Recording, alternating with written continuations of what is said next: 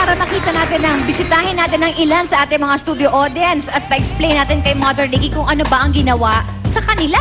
Let's start, Mother. Correct. Sino unahin natin? Eto, ang sabi ko sa kanya, gusto ko pang-opisina ng mga bata pa. Kasi marami nag-opisina ng mga bata pa ngayon. Oo. Yung mga early 20s. Yes. Lagyan siya ng hairstyle na babagay sa edad niya. Kasi hindi naman siya pwedeng decente kung bata pa na nag-opisina dahil he will not like it. And yun ang sinasabi ko. Dapat pag mag-opisina ka, you always put your best foot forward. Yes. Kailangan maganda ka, gwapo ka, presentable ka. Okay?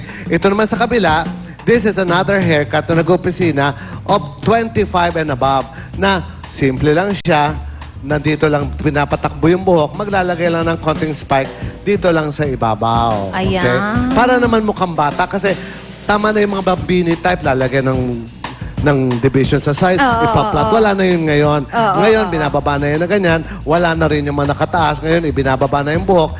Kailangan yung fingers nakakatakbo.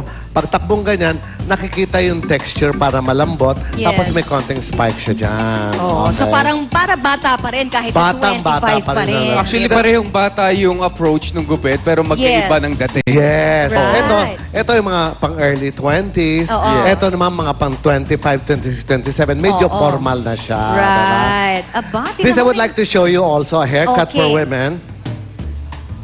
Ako, tatay. Natutuwa ako para sa ating mga audience. Okay. Imagine mo to libre.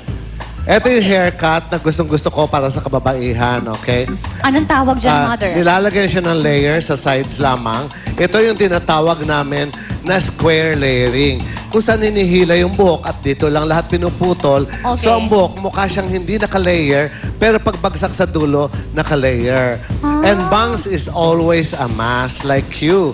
Yes. Kasi pag may bangs, nakakabata all the time. Oh, diba? God. So ito naman yung ating hair gloss. Naku, Basta ito yung na. buhok niya, pwede Yes. mong hawakan, Carmina, makikita mo na napakalambot ng buhok. Uy, ang lambot nga. Okay. Mga kapuso, ito po yung ito yung Patay na buhok treatment. kanina. Ito yung dead hair. Oh, that's Na-revive na ni Mother Ricky. Okay. Walang shampoo, walang conditioner, Carmina, ha? At saka nakita mo, tatay, nakita ko kasi kanina habang ina-apply yung anong tawag Yung nito? gamot. Yung That's gamot. it. Mabilis lang eh. Mabilis, Tapos that's right. pinarinse lang natin. Oo. Walang siya. Tubig lang. You Tapos know, dryer na lang yan. lambot. pero gusto ko siyang gupitan. Gusto ko bigyan siya ng magandang gugupitan mo. Ay, haircut. gugupitan mo pa siya, Oo. syempre. Kasi yung kanyang mukha ay medyo bilugan.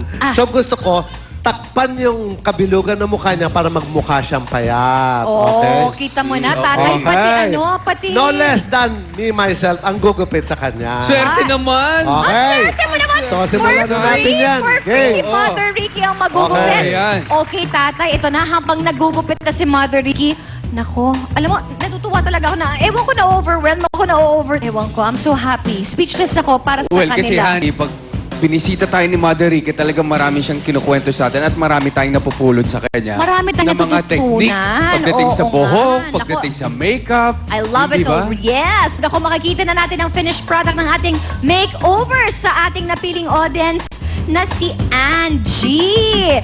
At it's modeling time with Yup. Mother Ricky Reyes Models. Sa pagbabalik yan ng Love ni Mister.